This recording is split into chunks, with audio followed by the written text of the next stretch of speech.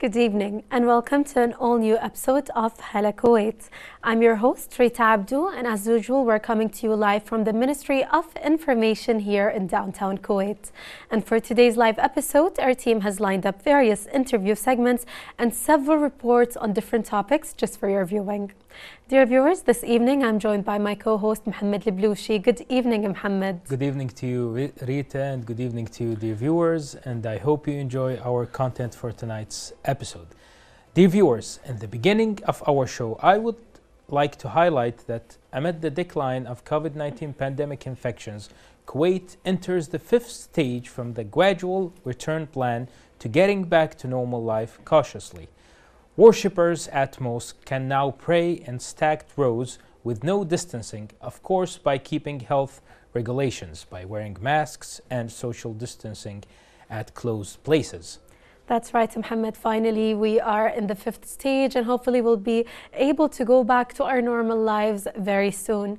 And dear viewers, as we heal from the COVID-19 pandemic, we are inspired to think creatively and collectively about how to help everyone recover better, how to build resilience, and how to transform our world into one that is more equal, more just equitable, inclusive, sustainable, and healthier. Of course, Rita, and also the United Nations Day is observed on October 24th each year and marks the official establishment of the United Nations in 1945. The United Nations is an intergovernmental organization whose primary role is to maintain world peace and security, and it plays an important role in developing friendly relations among countries, achieving also international cooperation and being a center of coordination for nations. That's right. Also, the UN had 51 members at the time of its establishment. It is currently made up of 193 member states. Each of the 193 member states of the United Nations is a member of the General Assembly. So let's view this report on the UN Day event, Youth for Climate Action exhibition.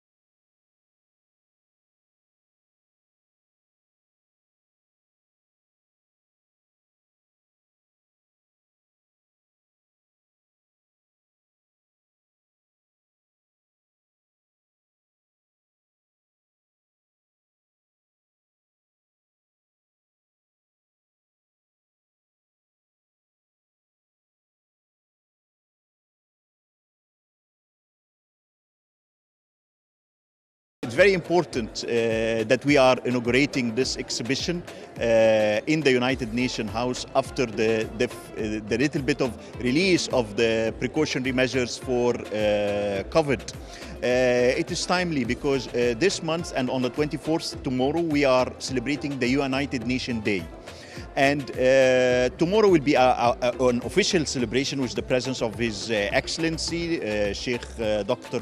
Ahmed Nasser Al-Muhammad Al-Sabah, Minister of Foreign Affairs, who will inaugurate with us the official and the closing of this exhibition. Today we wanted to celebrate with the Kuwaiti community and with the Kuwaiti young people, their initiatives and their new ways of innovation in dealing with climate. And we see here around us in the UN House a number of innovators and a number of entrepreneurs, Kuwaiti entrepreneurs, from agriculture farms are using biofarms, recyclable and renewable materials. Those are giving new ideas of food products and issues that help us to address climate action. And we see a number of artists also who have used recyclable materials to make very nice art here.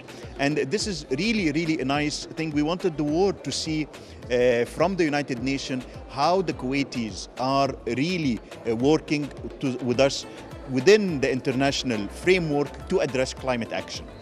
My name is Engineer Hamid Okreb. I teach renewables. My participation is as a founder of BioHydro. BioHydro is your one-stop shop for everything efficient growing, all efficient growing tools, hydroponics, aquaponics, organics.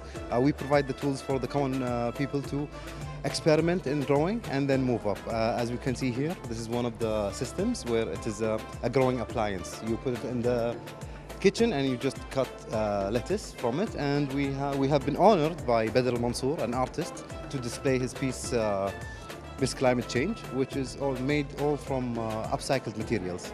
The most important thing is shedding light on activists and networking and sharing with like-minded people. There are NGOs, there are NGOs, there are GOs, we have international people and shedding light on different focuses, mainly biodiversity, climate action and waste management. We think this exhibition is a great initiative, and it's a big step towards raising awareness on climate change and sustainability and climate action that's needed to make Kuwait a more sustainable place for future generations. My message for the exhibition is to raise awareness on the importance of food security as well as nutrition security. All of our produce is grown in our vertical farm here locally in Wafra. We use 90% less water than traditional farming methods, and we are able to produce greens 365 days a year, no matter the season, no matter the temperature. Even if it's 55 degrees Celsius outside, we're able to produce our tasty, nutritious and leafy greens. So our message is to raise awareness on both nutrition and food security.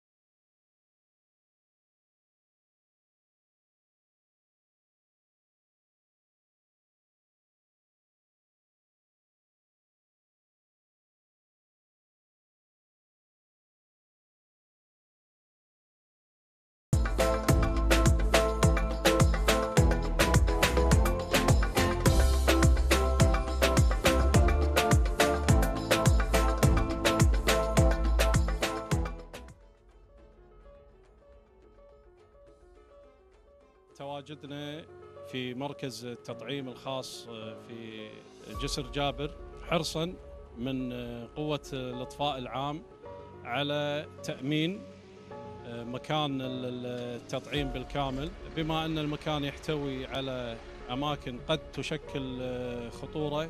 نقطة الإطفاء الخاصة في مركز التطعيم حاليا فيها قوة كاملة مستعدة للتعامل مع أي حادث حريق أو حادث إنقاذ خاص بالمنطقة هني بالكامل، وتم تجهيزها بالآليات والمعدات المناسبة. وطبعا الفرقة المتواجدة على تم الاستعداد مساعدة الموقع هني بالكامل في حالة حدوث أي حريق أو إنقاذ لا سمح الله.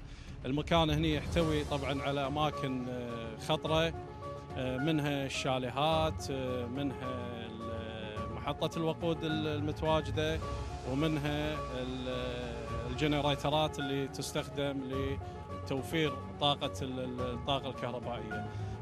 ولله الحمد جهزنا المكان وأمناه بالكامل، وفي حالة حدوث أي حادث لا سمح الله الفرقة المتواجدة حالياً على تم الاستعداد للتعامل مع أي حادث.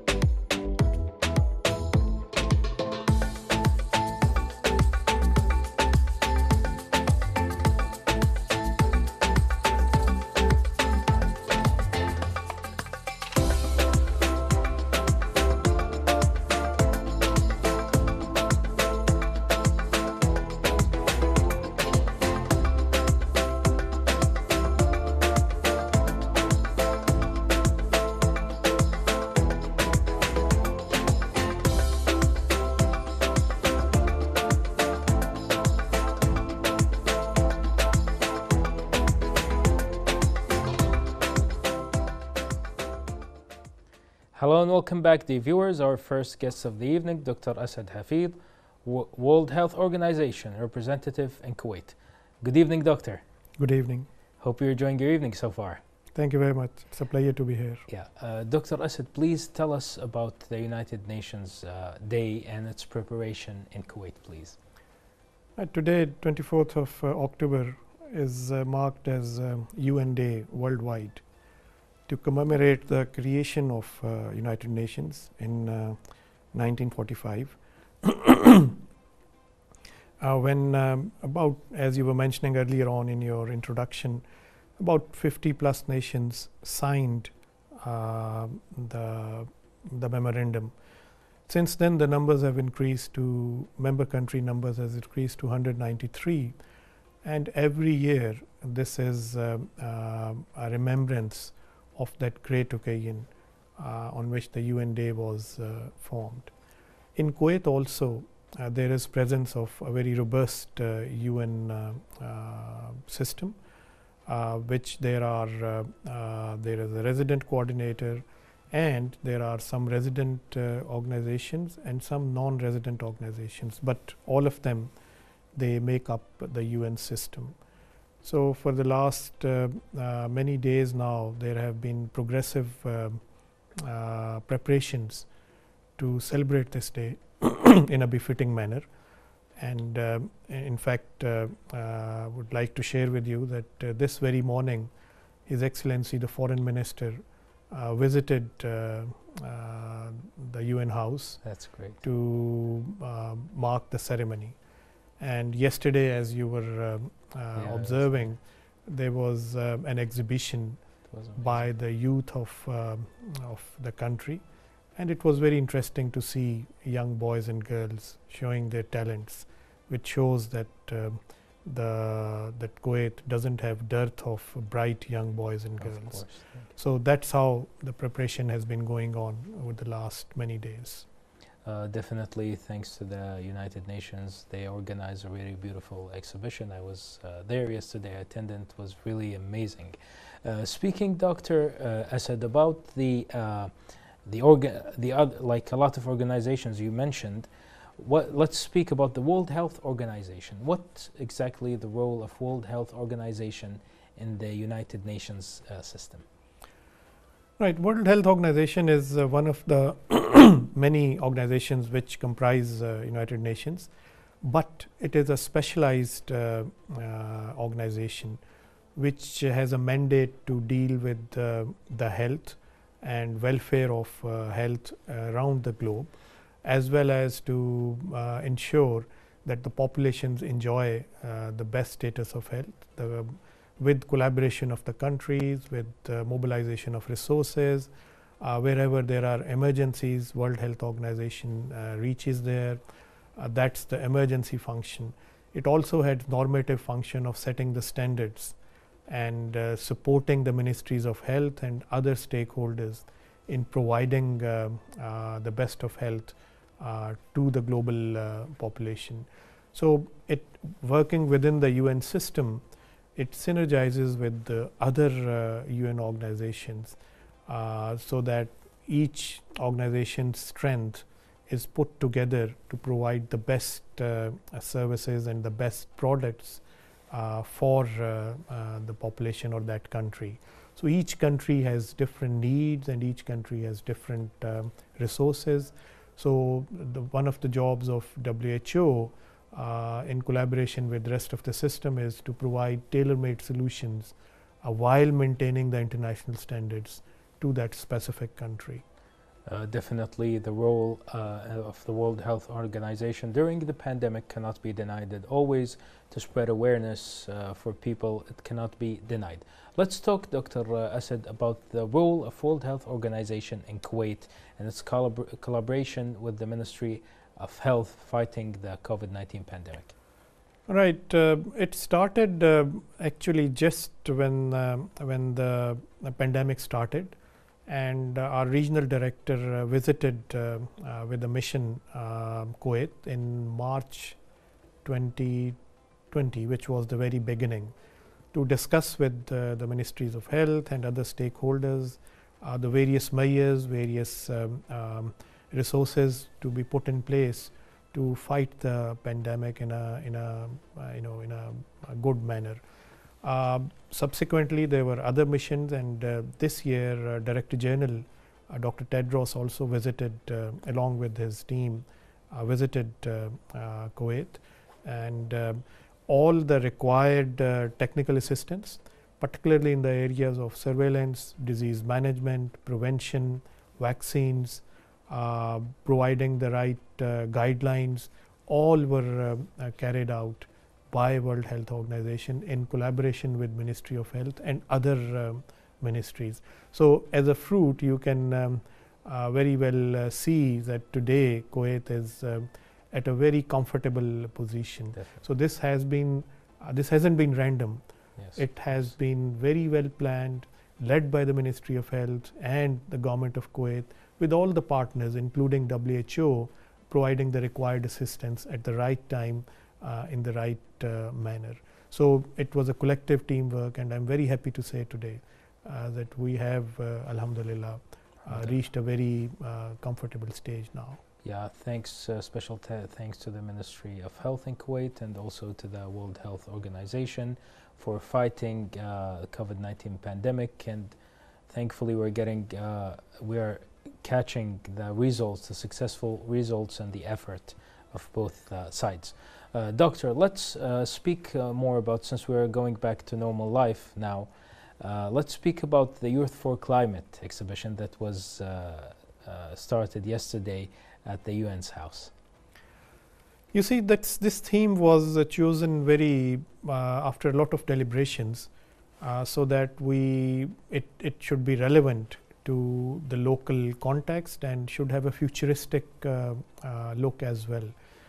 So climate change is one of the major happenings, Yes. Which has potential devastating effect, not only on health but so many other areas, including economies and including the well-beings, but particularly the health of the future generations, the livelihood of future generations is at stake. Yes. So globally, there are about 1.8 billion young people, men and women, between around the ages of 10 to 20, 25 years, which are out there, including Kuwait. So this is the largest cohort of young people of this age ever in the history of world. That's great. So we are actually, our generation is actually leaving a kind of a legacy for the next generation to live in. So next generation is this youth, and they have to live in coming 50, 60, 70 years. When they would grow up, they would find a planet. Yes. We don't want to give them a planet which is all crippled because of climate impact. Of course. So it's their future. So that's why they should be more active in addressing it, in understanding it, and then finding innovations that how can they address the future changes through their little contribution, which would then grow up, and we could have a better tomorrow for them. That's why this theme was picked up, that Youth for Climate, for actually it's their future which they themselves should be responsible for. Yes, of course, it's such a noble message can be delivered through this exhibition, Dr. Asad. Dr. Asad, can you tell us please more why this expo is dedicated to the youth and the climate? Primarily, as I mentioned, these are, the climate change, which is the impact is going to happen in future, is going to maximally affect the younger generation. So that's why it was, dedicated to this subject. And related to this, you visited the exhibition yesterday. There were multiple themes. So there were, a session on waste management, a session on biodiversity, and similar sessions in which young people of this country took part in debate. They presented their projects, they shared their thoughts with the experts in order to bring up the awareness for general public, as well as to see how they can contribute for betterment of their own future. So that was how it was integrated together for the youth of the local youth to participate. Doctor, of course it was amazing exhibition, but what do you think is the expected outcome of this expo? In our mind, the greatest outcome should be the awareness which it has raised in the youth and in general rest of the population, particularly engaging with the policy makers, the senior decision makers, and making them realize that these are important decisions which have to be made while keeping the future in context. You would note that globally as well, most of the climate change activists are young people. Yes. They from all around the world, because it's more related to them. So if you ask one greatest impact, that is of course awareness raising, and then involving the youth, getting them involved in various projects, and encouraging to research, to contribute, and to develop forums and develop platforms through which they can actively contribute to the cause. Dr. Asad Hafiz, WHO representative in Kuwait, thank you very much for your time, and it was our pleasure having you with us tonight. My pleasure. Thank you very much, Doctor. Dear viewers, let's go to our second report of the evening. It's about the Indian Embassy event about breast cancer. Stay tuned.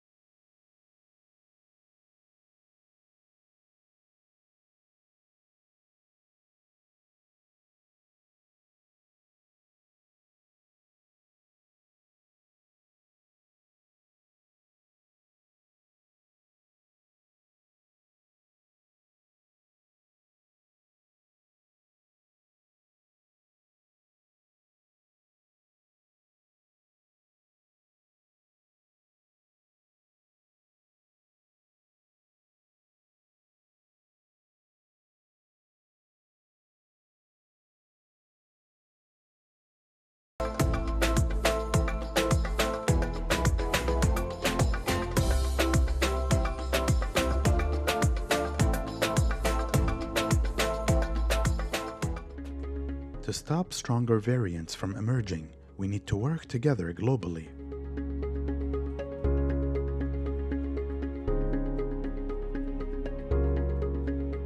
If some parts of the world eliminate the virus while it spreads widely in other areas, we all run the risk of stronger strains evolving.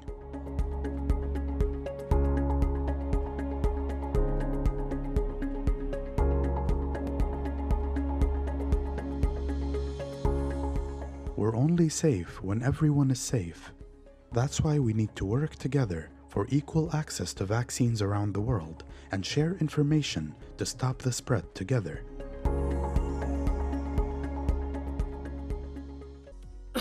إصابة شخص بفيروس كورونا ثم انقل إلى عدد كبير من الأشخاص، وبفضل من الله جميعهم تعافوا. هل هذا يقلل من خطورة الفيروس والتهاون بالاشتراطات الصحية؟ لا. ليش؟ خطورة الفيروس تفرق من شخص إلى آخر. كبار السن وأصحاب الأمراض المزمنة والكثير من الحالات يتم شفائهم بعد عناء. يومياً هنالك حالات وفاة نفقد فيها أحبتنا بسبب عدم التزام البعض من خلال تجمع الأعراس والدواوين وغيرها من المناسبات اللي بسببها يتفشى الفيروس بالمجتمع بشكل كبير. تعاون وعدم التهاون لوقف انتشار الفيروس علشان ما نفقد أحبتنا. هناك من لا ينام من أجلك. التزم لتسلم أنت ومن تحب. التزم من أجل أن تعيش ويعيش الوطن بسلام. التزم لنعبر هذه المحنة والشدة معا. التزم لتعود الحياة جميلة كما كانت. أرجوك التزم، كلنا مسؤولون.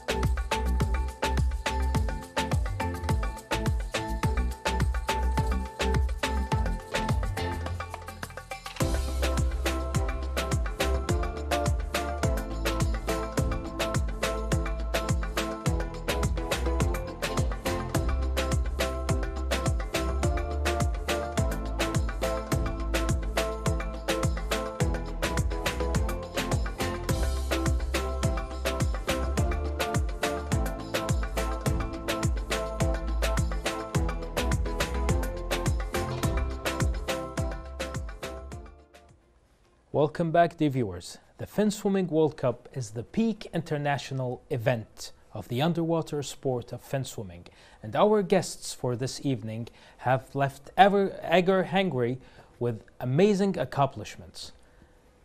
Our two guests, Mansour al-Mansour, monofin swimmer, and Salman Quli, bifin swimmer. Good evening. Good evening. How are you guys doing tonight? Very well. How's everything? Everything is well. First of all, Mansour, tell us first, congratulations for the achievement you have accomplished for the Fin Swimming Championship World Cup. Tell us more about this experience, please. Honestly, it's been nothing but a pleasure to actually present my country again and represent my country again. We are all proud. To get back into that circle of sports and they call it short-term achievements. Whatever you put in and work, you get it back. So I have nothing but humble feelings about my achievement and very blessed to have the opportunity. Yeah, that was really, you made us all proud, Mansour, and also Salman here with us. Salman, tell us about this experience you had, and since you had this, like this team is new, tell us more about your team. So we started 4 months ago, and I'm really proud of my team and the achievement that we reached in very short of time. So I was 1 second of the Arab record. Oh, that's to break really, the Arab records, yeah. That's really amazing. Now I have a question for both of you. Of course. Tell us more about the types of fin swimming, please. I'll start first. Yeah. We have two types of fin swimming. We have the monofin, which is one big fin for both feet. Usually you have races which are submersion under the water, and there is the over the water. And the events go from 50 meters, 100 meters, 200 meters, up to 1,500 meters.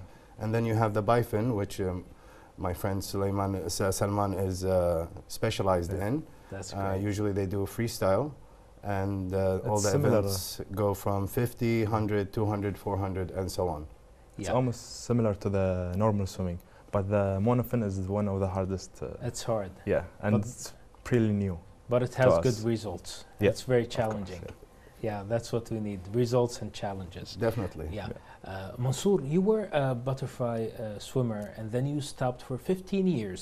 That's correct. Then you came back for to practice a different type of Yes. swimming. Tell us, what is the story behind this? I swam on the national team since 1994 That's until great. 2006. That's great. Unfortunately, I had an injury, a shoulder injury, where I had surgery, and I had to stop doing what I love the most.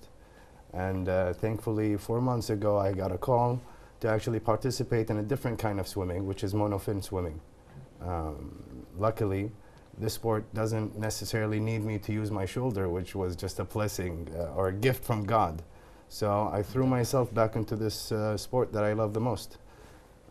Of course, as my friend said here, Salman, that we are a young team. The sport is very young here in Kuwait.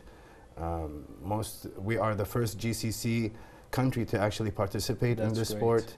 We have a full women's sport, full women team that's going to participate with us in the actual World Cup competition next week in Sharm el-Sheikh, Egypt. So we're very excited about our results and how things are going.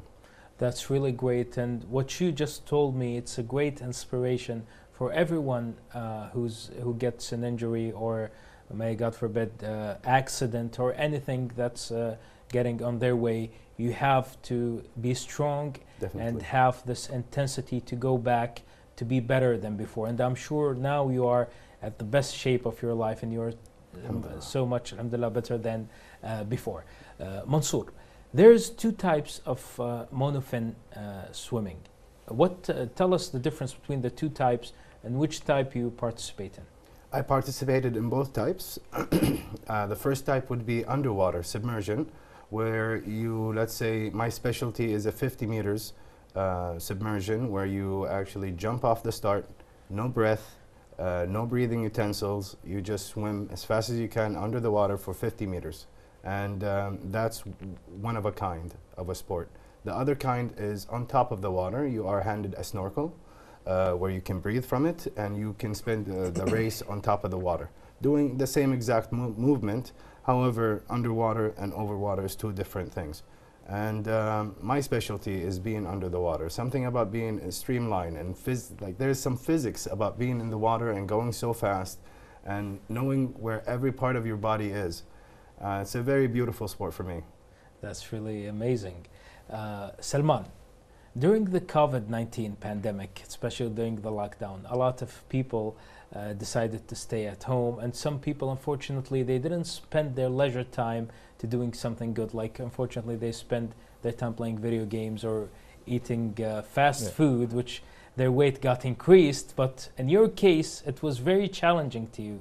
Tell us, what were the obstacles and challenges that happened to you as a swimmer during the COVID-19 pandemic? And how did you overcome these challenges? So unfortunately, all the swimming pools were closed, and we had to do some workout at home to stay in shape. And it was very challenging for us to keep our body and food in shape. Yeah. And we have to eat, you know, we have to eat. It's very difficult. Yeah, but you overcame the odds. Yeah, it was very hard. Yeah, you overcame the odds, and you didn't get into video games or eating fast food. That's great. That's great. We try our best. You know? Yeah, that was really, really great. Mansour, in your opinion, should a person have basics to specialize in mono? Definitely. You're talking about a sport where a millisecond can make a big difference. So if somebody comes off the street with no knowledge of swimming or being streamlined, they will have a big difficult time to actually adjust to the sport. Being ex-swimmers that have spent most of my life in the water, you understand the water. So when you are thrown into something new, you understand how your body should be working and the feeling of a streamline. So not everybody can do this sport, and not every swimmer can do that sport either. Yeah, of course, this is a sport that needs focus and intensity and the desire to continue. Definitely. Salman, if someone asked you about the benefit of your sport you're practicing, what would you say to them? So swimming is considered one of the hardest sport, and you have to stay always in shape. So let's say if you miss 1 week of practice, you have to start again. So you cannot even miss 1 week for the whole year. Even if it's your birthday, you have to go swimming. Yeah. So No day off. no day off. You don't take any Only on day. Friday. Only on Yeah. Friday. That's good. It's a continuous sport where you have to be always in the water. If any day you spend outside the water, you will be losing some time. So And feeling. exactly, Yeah. we say feeling because you feel the water when you swim. So the longer you are outside the water, you are actually losing time. That's what we say. Yeah. So swimming to me is one of the hardest sports because you have to be year long practicing and not missing a day, you know, just Fridays. Yeah. You always practice like in the pool, or there's some other exercises you can do to improve your stamina? We do most of our practices in the swimming pool. However, we do some gym time like weightlifting and something we call dry land and some ab work, because in our sport you have to really strengthen your core area and your back. So we always work on the things we need.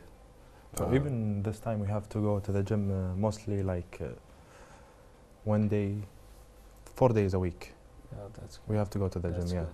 So you add some extra effort and different exercises. You need it, it's a must. Swimming by itself won't do the job. That's good. It's a combination of things that you need to do to actually become an elite athlete.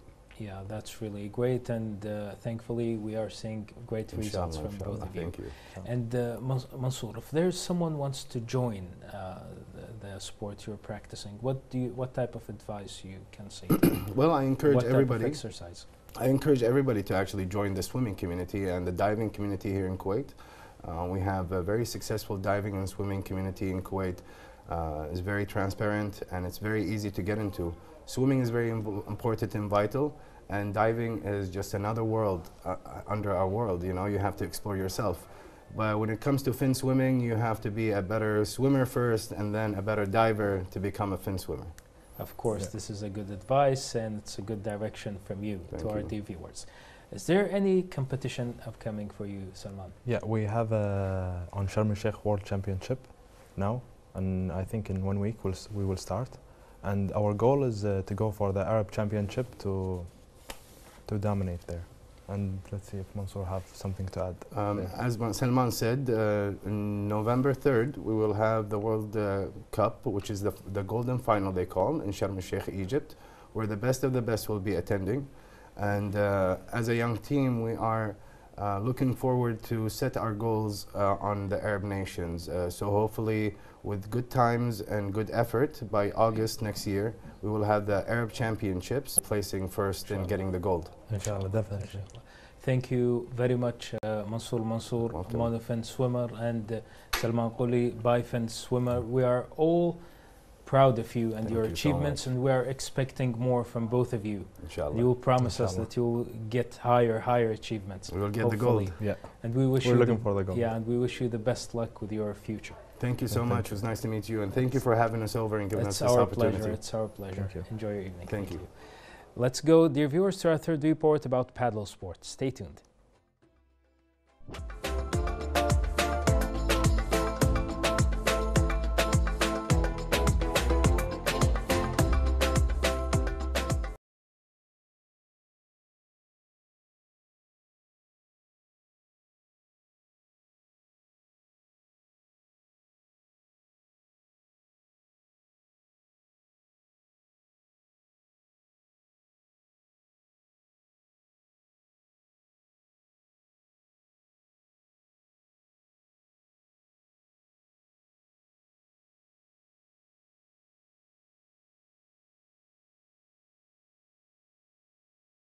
الرحمن الرحيم. مشاري المطيري، رئيس قسم الأنشطة والفعاليات والمشاركات الهيئة العامة للرياضة، قطاع الرياضة للجميع. اليوم احنا في لعبة البادل، ختام لعبة البادل من ضمن مهرجان صيفكم بارد. الهيئة حرصت أنه يكون مهرجان صيفكم بارد متنوع الفعاليات، منها تدريب ومنها بطولات. ومثل ما تشوفون اليوم احنا لأول مرة الهيئة العامة للرياضة تنظم بطولة البادل، يعني اللعبة شوي شعبية وحبينا أن نسوي بطولة للشباب والبنات. اليوم عندنا مشاركة 32 فريق للرجال و20 فريق للنساء. وان شاء الله يعني الهيئه راح تقدم العديد من المهرجانات والمسابقات للشباب، ونحب نشكر القناه الثانيه على تغطيتها الاعلاميه، ونشكر السيد حمود فليطح مدير عام الهيئه على الدعم المتواصل، والدكتور مشعل هدبه نائب المدير العام لقطاع الرياضه للجميع، والسيد حامد الهزيم مدير اداره الفعاليات الرياضيه والمشاركات. يعطيكم العافيه. لعبة البادل هي لعبة مستحدثة، انتشرت في العالم 2014 ليومنا هذا. انتشرت في الكويت خاصة بعد انتشار وباء كورونا، صار في حظر، صار الناس قاموا يمارسونها في الشاليهات، صارت الهبة على كلامهم. اللعبة جدا ممتعة، مزيج بين السكواش والتنس. تتكون اللعبة عبارة عن زوجي، ما فيها سنجل، لازم زوجي. نقاط اللعبة نفس شوط التنس اللي هو 15 30 40، واللي ياخذ 6 4 اللي هو المجموعة من الاشواط، يا 6 4 يا 7 5 او 6، المهم اللي ينتهي من المجموعة اول. في البطولات يكون في نظام الجولدن بوينت اللي هو في حال تعادل الفريقين 40 40 يلعبون جولدن بوينت. في الايام العادية او اللعب العادي يكون في دوس وادفانتج. مارسنا رياضة شهر 8 اللي طاف، والحمد لله انسجمنا فيها ودشينا فيها بسرعة على كلام الشباب لأنهم كانوا سابقيني، اللهم اللي وصلنا له. رياضة جدا ممتعة، رياضة فيها سيفتي، سرعة تكوين الفريق والمباريات. ما في عندنا وفرة ملاعب، احنا قاعد نشوف مشاريع في وفرة الملاعب. رياضة يمارسها الصغير الكبير، النساء الرجال، جميع أطياف المجتمع تناسبهم.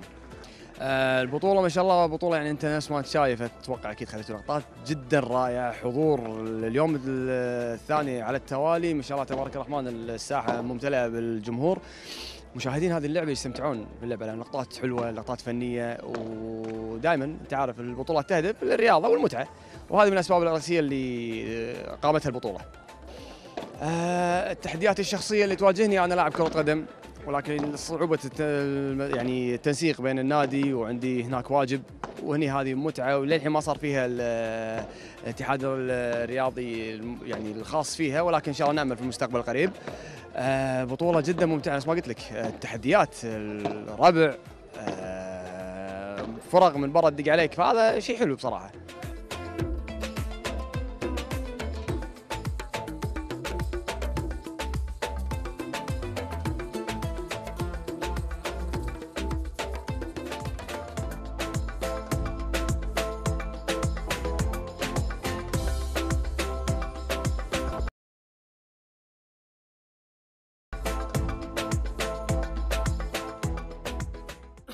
إصابة شخص بفيروس كورونا ثم انقل إلى عدد كبير من الأشخاص، وبفضل من الله جميعهم تعافوا.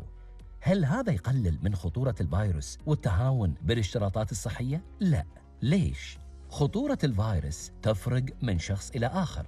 كبار السن وأصحاب الأمراض المزمنة والكثير من الحالات يتم شفائهم بعد عناء. يومياً هنالك حالات وفاة نفقد فيها أحبتنا بسبب عدم التزام البعض من خلال تجمع الأعراس والدواوين وغيرها من المناسبات اللي بسببها يتفشى الفيروس بالمجتمع بشكل كبير.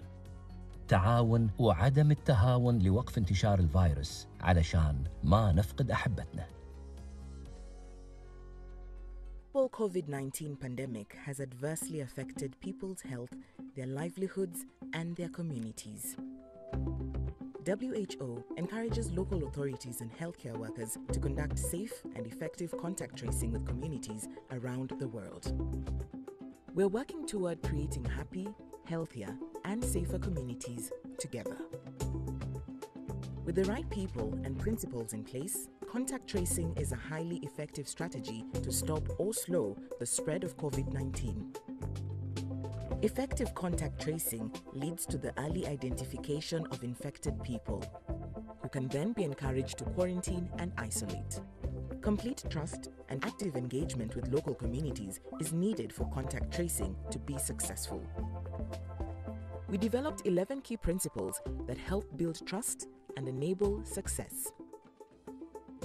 Understanding community context and dynamics is key. Be honest and clear in your communication, and develop trust early within the community. Working with community leaders and representatives can greatly improve your efforts especially when working with vulnerable populations. Be inclusive when building your local community workforce, and provide adequate training to ensure success. Listen to, analyze, and respond to feedback. It helps reduce fear and concern about contact tracing when the community's needs are both acknowledged and then responded to. Listening to communities and establishing feedback mechanisms can prevent issues from escalating and help manage expectations. Also, stay mindful of technology's role within a community. It may limit access to those most vulnerable and in need. Always explain how information will be used, stored, and accessed. Confidentiality is key to retaining trust. Avoid and punitive actions, and protect affected families from stigma, discrimination, and rumors. Because COVID-19 impacts more than just a community's health, partner with other actors that address relevant issues, including education, food, water, and sanitation. Actualize the key principles by using our standard operating procedures. Take a community-centered approach and adapt to their needs. Following these effective community engagement principles and standard operating procedures will help bring success to your contact tracing efforts. Learn more about how we are creating happy, healthier, and safer communities together.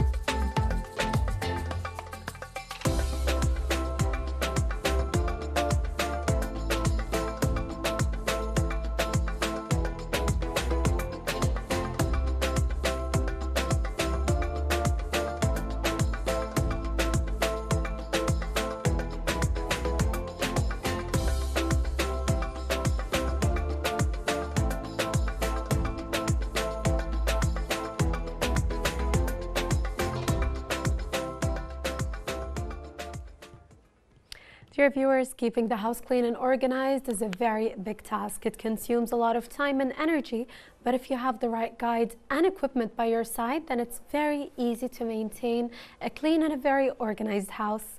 Today we are joined by Manayer Salmin, who is specialized in organizing and helping families to have a tidy and clean house every day. Good evening, Manayer. Hi, good evening. Thank you for having me. Thank you. It's our pleasure to have you with us, especially that a lot of people do need your advice on how to stay organized.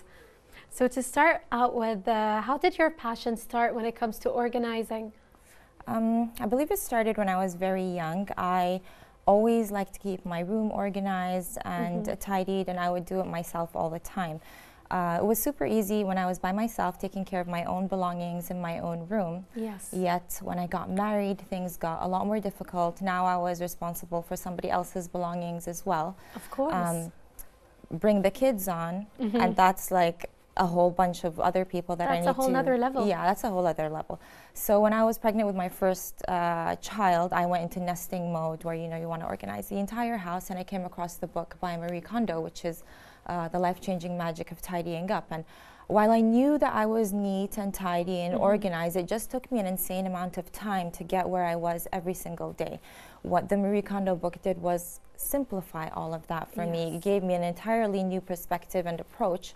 And this is what I want to focus most of what I'm talking about in today's interview on. Yes.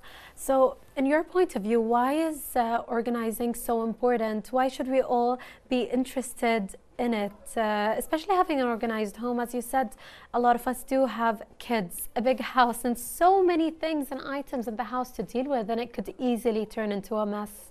Yeah. So nobody should do anything. Like, nobody is obliged to do anything. And I get this question a lot, like, how could you have so much time? Why do you give so much time to organizing? And my response is always, nobody's obliged to do it. Organization is a choice. It all depends on how you intend to live your life. How do you intend to, what items are you going to keep inside your home, and how does that reflect your living, your thinking, your perspective on life? It's not only about having a beautiful home where everything is neatly organized. It all comes back down to, how do you want to live? Yeah. I think it's really hard to get ready in the morning, get the kids ready for school, and not being able to find the uniforms, the clothes, the food. You know, as you said, if things are organized, it might just be very helpful to our lifestyle in general. So when it comes to a person wanting to organize the house, what should they start with? I think that's always our issue. Like, we have a big mess, our closets, kitchens, everything is not organized, and we're always thinking, where do we start? Keep in mind, there's two kinds of tidying. So there's the everyday tidying, which means putting things back after you use them. That is part of the routine. You use something, you put it back in its place. But in order to do that, that item has to have a space to begin with. It has to have a place to belong. So this is when we talk about the second type of tidying, which is like special event tidying, tidying the house from top to bottom, all in one go. So special event tidying is what you do to create the system, and then the daily tidying with putting things back every day is the maintenance of that system. Right.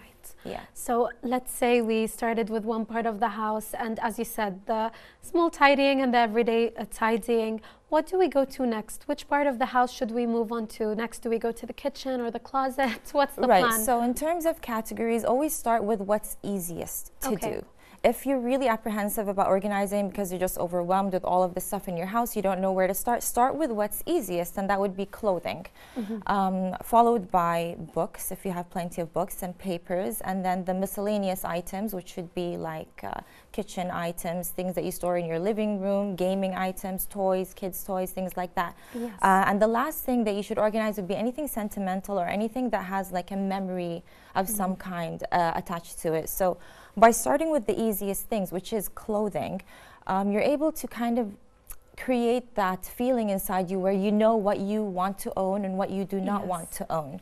And when it gets to the sentimental items, by the time you reach there and you've organized your entire house, you've become kind of familiar with the kind of things you want to keep in your life and the things you want to let go. So always start from the easiest and then move to the most difficult category. So since you mentioned difficulty, there are a lot of challenges that we might face while reorganizing our homes that could make us want to stop and be like, you know what, I'm going to live with this mess. So what's the plan? How do we continue and not actually stop? How can we overcome these challenges? You only do it once. So this is what I get a lot of questions like, yeah, I keep trying to organize, but I keep giving up. And so I tell them you have to designate a time, let's say 2 to 6 days, one time to get your house done top to bottom. After that one time, after you've discarded everything you don't need, anything that's not functional, anything you don't love, you're going to be left with purely only the things that you love inside your home in the designated spot. From that day forward, it's all a matter of maintenance. So putting aside 10 to 30 minutes a day of putting things back where they belong. That would be one roadblock where someone is stopped in the middle of tidying. Another roadblock that they may face is other people in the household may not be as cooperative. Like husbands or family members. You know, you want to keep everything organized, but people are messing it up. And this is something that you have to change within yourself, actually, and not change the people around you. The same way that I respect my surroundings and I want them to be a certain way, my husband as well, he respects his surroundings and wants his specific certain way. That's right. Exactly. So you have to be respectful that there are different characters inside the house, and each person can have their spot where they can design it, keep it messy or keep it tidy the way that they see fit. You cannot impose tidying or organizing on somebody. Of course, that completely makes sense. As you said, I might like my things a certain way, but that might not work for my husband or my kids and their lifestyle and just their daily routine. So it's important to keep them in our minds, of course, and see what they like. How do they want it done? So can you give us general instructions when it comes to organizing, keeping things tidy? Because on Instagram, we all see those amazing fridges and like cupboards with everything labeled and everything is so nice and it looks like a dream. And we all want to achieve that. But how do we do that? For kitchens in particular, what you need to focus on is try and keep everything, whether it's in the fridge, the freezer, or in the cabinets, easily visible. So the same way when you have a bookshelf and you have all of the books and you can see all of the names of the books and the titles, you should be able to see the same thing when you open up a cabinet. And this isn't very specific to a kitchen in general. I'm talking about any cabinet in your home. You open it up, you should be able to see everything in front of you without having to move things out of the way or take things from behind. Store things vertically, store things in categories, make subcategories if absolutely necessary. Use labels where needed. And I could go into particulars about how to make the area beautiful, but the most important thing is it has to be efficient, it has to be functional. And having it beautiful, there's no point if it's difficult to maintain. Exactly, and if it's, you know, if I'm gonna cook a meal and it looks beautiful, but it's not functional and it just makes my then there's no point. Work like way worse. It will discourage you. Exactly. It'll actually discourage you to tidy up. So when you're creating a storage area, the point of it would be to make it easy to put things away, not easy to take things out. So how easy is it to tidy up afterwards? That's your focus when you're organizing any area, cabinet, fridge, any area of the house. Perfect. I think that's really good advice because we forget to keep our living area functional. You know, we just focus on making it pretty and then everything goes bad after that. So when it comes to kids and their rooms, so we're talking about so much toys, an insane amount of books. How do we keep the area tidy, especially that when it comes to the kid themselves, they don't want to let go of most of their things. So how do we deal with that issue? At a young age, you can be responsible for keeping or getting rid of what your child no longer uses, or if you find something that you have a duplicate of, you could get rid of one of them. When your child is older, you could introduce them to the concept of, do you want this or do you not want this? Most children, because I have my children, they want to keep everything. Oh, everything, I know. And so this is where it comes in, where I have to respect that. If I want my home to be tidy, he wants to have all of these things, we need to compromise. So what do? I create a storage unit where he's able to keep everything that he wants, yet it's visually pleasing and easy to maintain for me to keep tidy as well.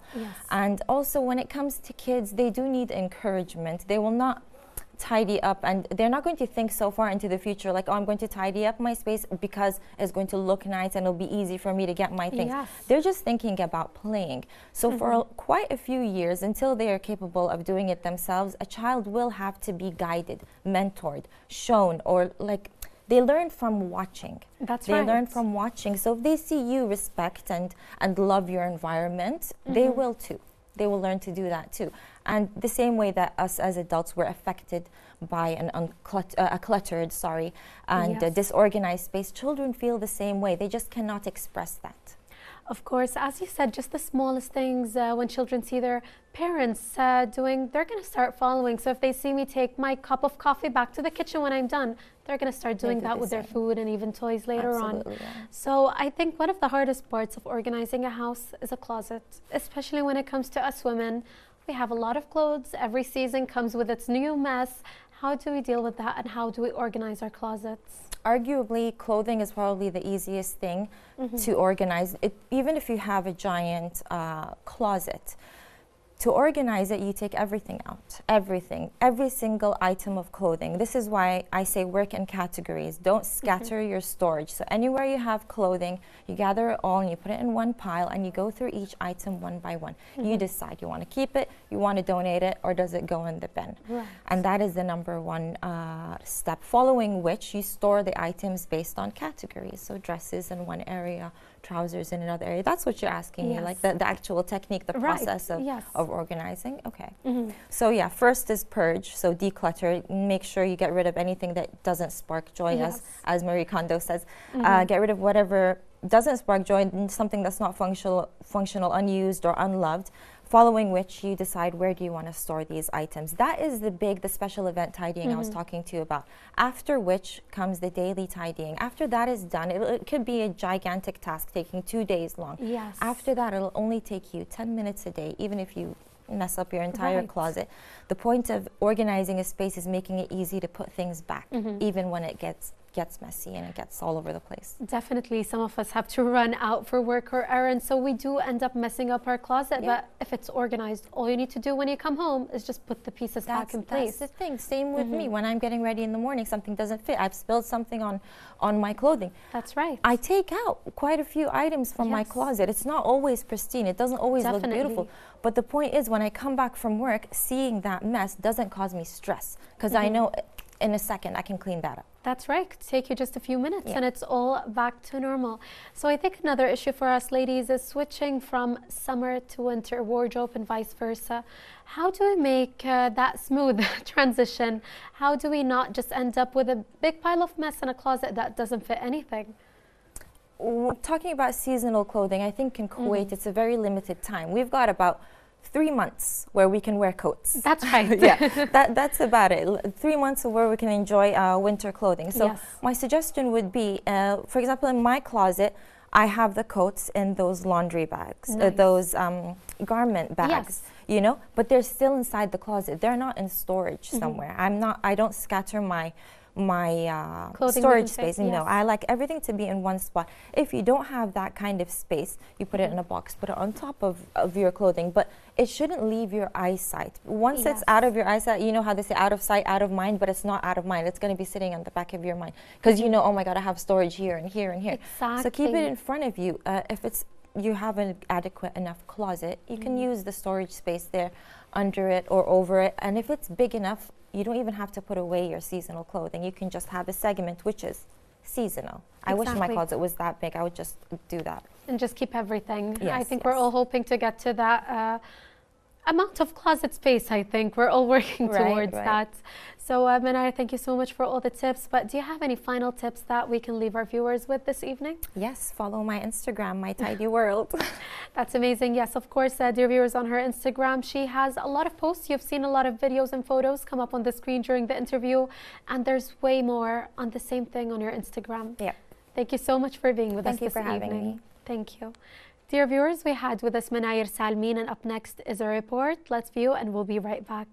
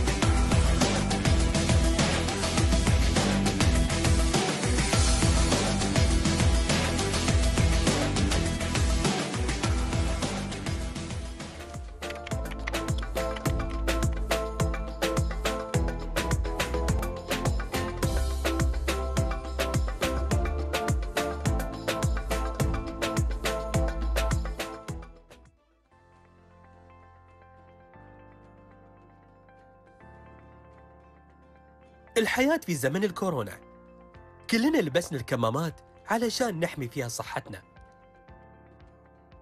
إذا قربنا من بعض صرنا في خطر، وإذا تباعدنا بنكون بأمان. واقتراب اليد من منطقة الوجه من بعد ما نلامس الأسطح تزيد من نسبة الخطر. ومن الظواهر اللي انتشرت رمي الكمامات بطرق عشوائية، والصحيح أن لازم نرميها في الأماكن المخصصة لها. الوقاية هي التزامنا بتعليمات السلطات الصحية علشان ترجع الحياة الطبيعية. وباء كورونا أزمة عالمية أصابت مختلف قطاعات الحياة، فتغيرت معها ملامح حياتنا الطبيعية، وما كان في الأمس اعتيادي أصبح اليوم مضرا. يبقى سلاحنا في المواجهة الوقاية، ووقف الانتشار.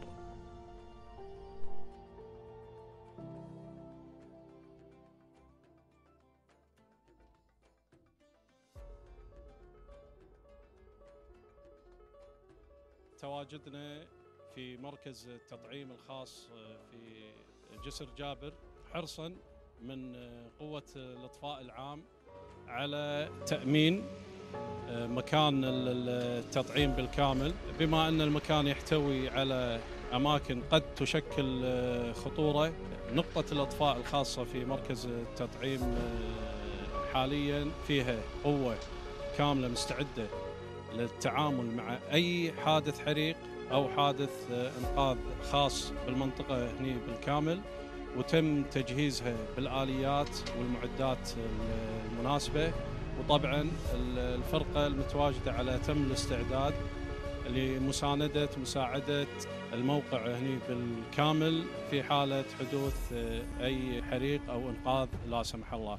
المكان هني يحتوي طبعا على أماكن خطرة، منها الشاليهات، منها محطة الوقود المتواجدة، ومنها الجنريترات اللي تستخدم لتوفير الطاقة الكهربائية. ولله الحمد جهزنا المكان وأمناه بالكامل، وفي حالة حدوث أي حادث لا سمح الله الفرقة المتواجدة حاليا على أتم الاستعداد للتعامل مع أي حادث.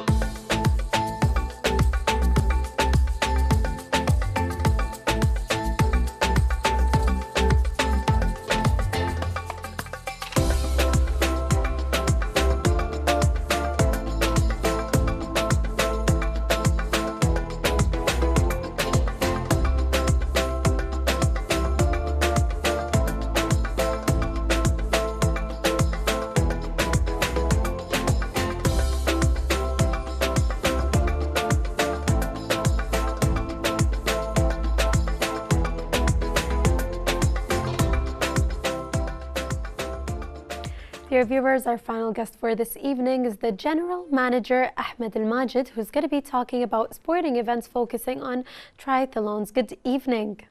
Good evening. Hello. Thank you for having me.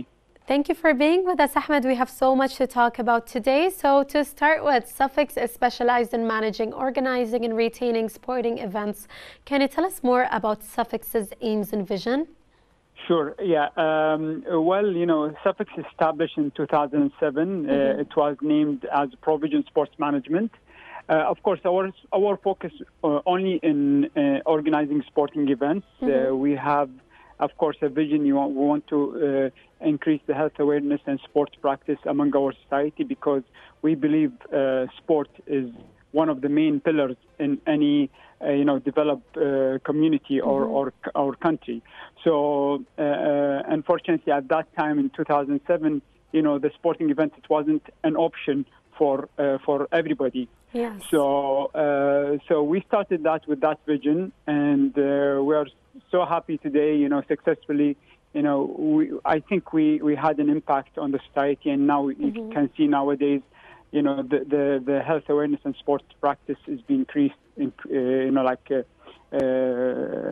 dramatically comparing to 10 years ago. I think you mentioned a very important point in the beginning, that sports is one of the main pillars of a developed society, we can say, and we totally agree with you. It could really be helpful with our busy lifestyles and take the stress off, as well as keeping us healthy. So Ahmed, triathlon means a race with 3 sports: swimming, cycling and running, one after the other. So you had an amazing event last Friday, which was a triathlon for kids. Can you tell us about it? Well, it's amazing to see the kids, doing these kind of sport. Triathlon considered to be like a kind of a difficult sport, because you need to do 3 sports back to back. And we started the triathlon back in 2010. Of course, it was only for adults. Our vision is really to engage the kids because we believe, the kids are the future. So, but at that time, the sport wasn't popular. We started with the adults, and we in 2010, triathlon wasn't very famous. So we did an amazing collaboration between us as a private in the private sector and the collaboration with Kuwait Triathlon Club, which is in the public sector, and it was one of the first official collaboration between private and public sector, and I think it was an amazing collaboration and successful. So one of the main pillars of that collaboration is to focus on kids, because the goal of the association or the triathlon club is to introduce a sport to the kids, and one day hopefully we will have an Olympic athlete representing Kuwait in international competition, or maybe one day on the Olympics. Why not? Yes, hopefully. So we started with the kids tri series and 3 different events in 3 consecutive weekends. And the turnout was amazing. The level we saw the level increasing every weekend. So this is the best thing to see kids enjoying it and challenging themselves and pushing their self-esteem and having goals since at that young age. Of course, and I think it's just the perfect activity for kids. As you said, it could really help with their self-esteem and their personality in general, and just to get that energy out during the weekends. So it seems like the outcome was really great, but how was the feedback from the event? Well, amazing. We've received a lot of good feedback. One of the participants was one of 2 of my kids. They've been happy to have the medal. They took it to school and they're bragging about their achievement. So imagine this across 100 kids. So I'm sure this is the beginning of something bigger.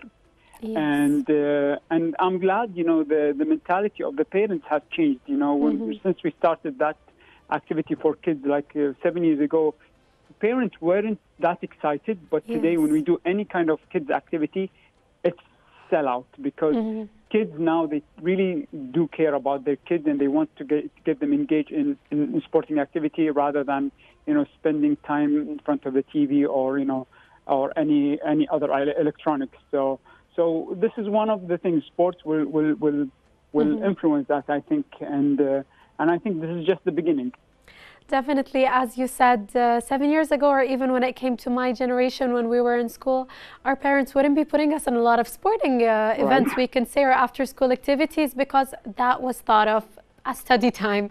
So I'm glad that parents are more understanding when it comes to the lifestyle of children and the importance of sports in their lives now.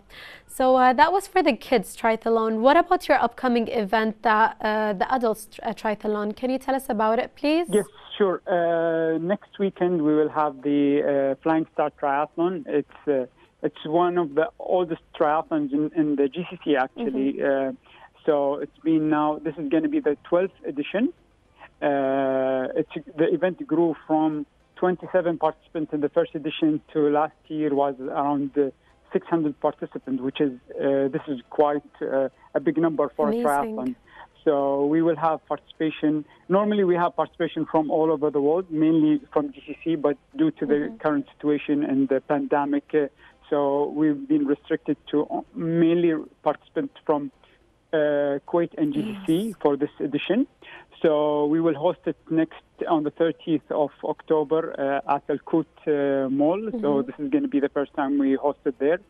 So we're excited to host the event again, and we see the new normal and back to see people racing normally without any restrictions. Since now you can in publicly you don't need to wear a mask. That's so right.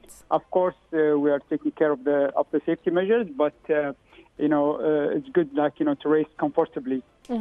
Of course, I think the event comes at a great time where in Kuwait a lot of restrictions have been lifted due to the very small amount of numbers we're having now, which is amazing. So how can people register? Can they still register? Is it open? And is there any special requirements for anyone wanting to be part of this race?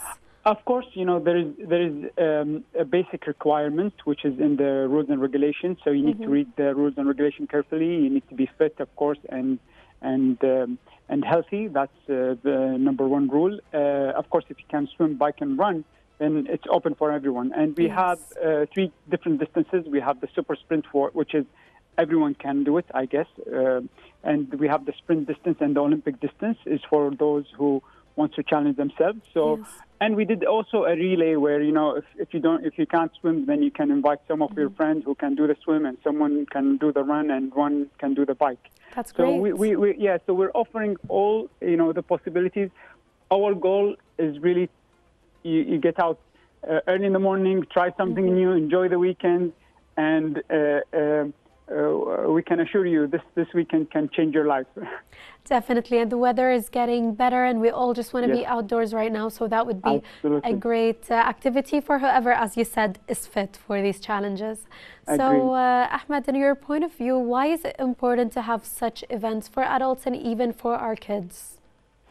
As I said, sport is more than just a health awareness or just you have the health benefits. It can be a good activity to spend the weekend. You can meet great people. You can change. Sport changed my life, so I'm sure it can change others' lives too. So it's everything. Sport can be everything if you look at it from that angle. So we believe, doing different kind of activities. Of course, we're not doing only triathlon. We do running. We do motorsports. Many different activities. So we can see the impact not only on the participants themselves, but their families, even the community, and even the economy. Now if you can see in the past 5 years, you can see there's a lot of gyms, there are lots of healthy restaurants, lots of retail stores. That's right. So this is a big cycle within which has moved the economy. So it's beyond to see it from one angle. So we believe sport is an industry more than anything else. That's right, as you said, sport is all around us now, and I think the industry or the market has made it easier than ever with gyms that suit everyone, restaurants, and so much more, of course. Ahmed, thank you so much for all the advice and information that you have given us this evening. Thank you very much for having me, and I hope to see you at the start line. Thank you. Thank you. Dear viewers, we had with us the General Manager, Ahmed Al-Majid, and up next is our weekly medical segment. We'll view it and we'll be right back.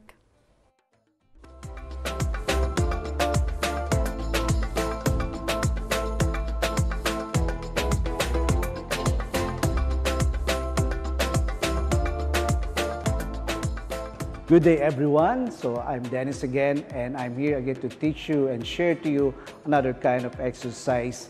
Today, exercise that I will share to you is about balance exercise.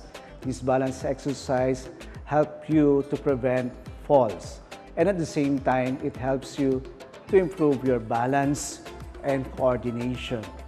In addition to this, those muscles surrounding your foot, your ankle, so it will become more stable, more stronger, and more flexible to avoid falls.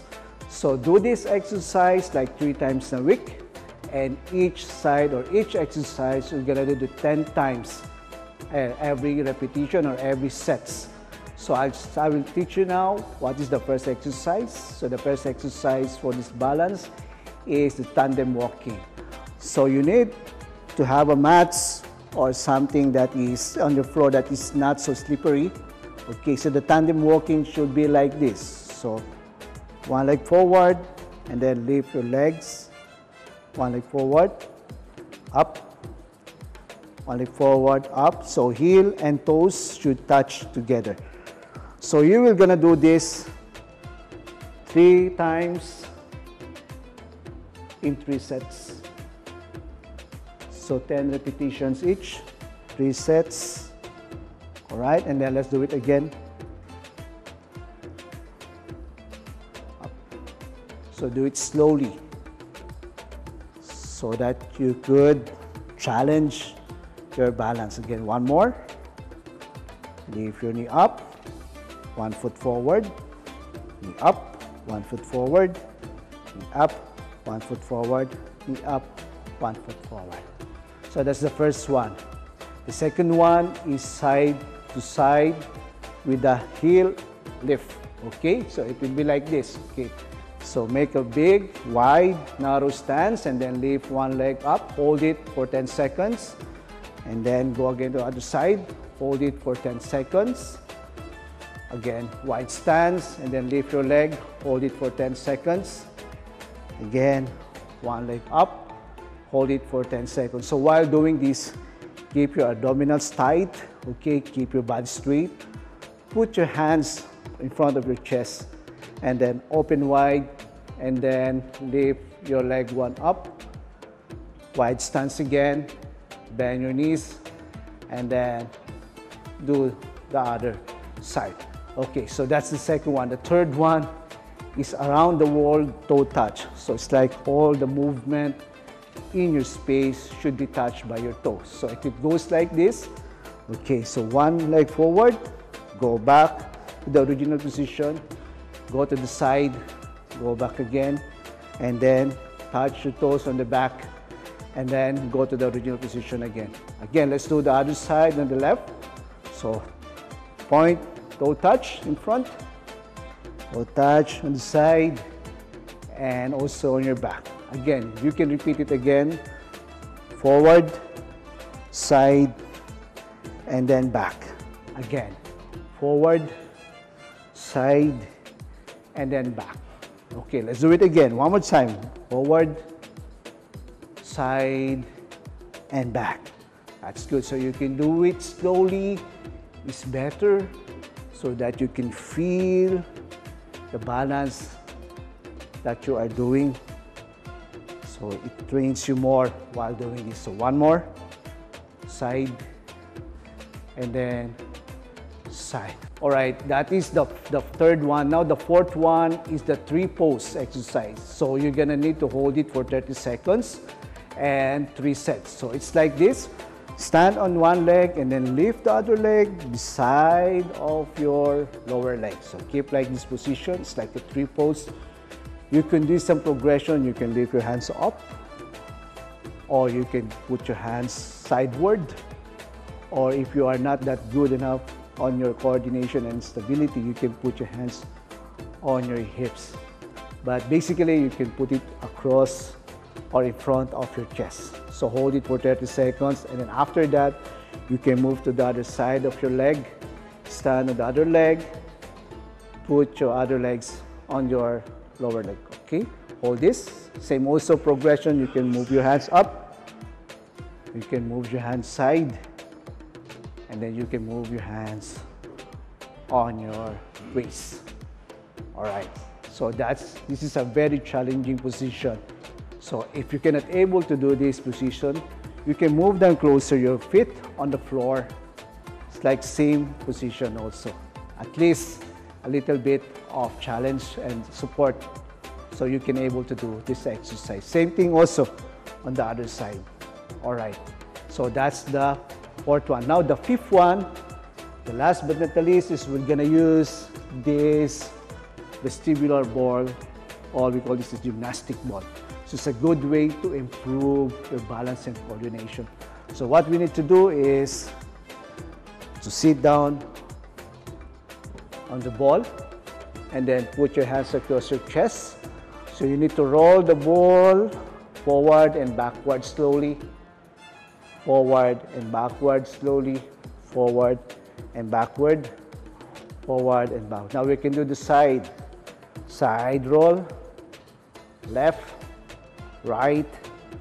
Okay, so if you are good enough with your balance, you can move it a little bit faster, forward and backward, forward and backward, and then sideward, left, right, left, right.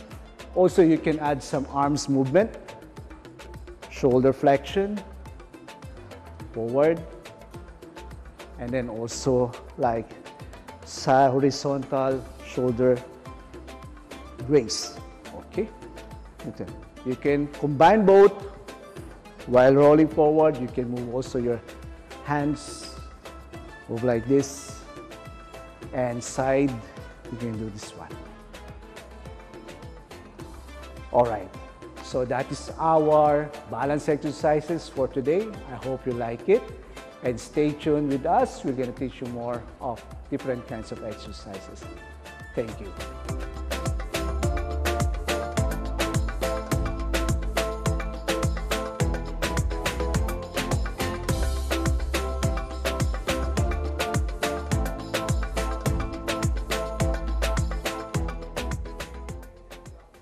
Dear viewers, and with that we have reached the end of our episode for this evening. I hope you enjoyed tonight's special content that was really varied. And Mohammed, thank you so much for joining me this evening. Thank you very much, Lita, and thank you, dear viewers. Good night and stay safe.